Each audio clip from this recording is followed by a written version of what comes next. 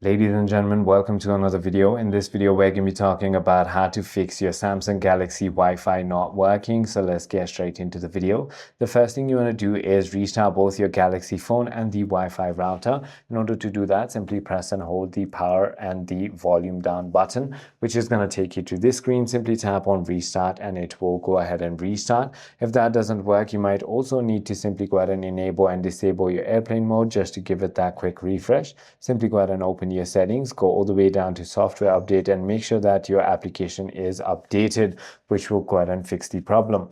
I hope this video clarifies everything for you. If you have further more queries, feel free to comment down below and I'll see you on the next one.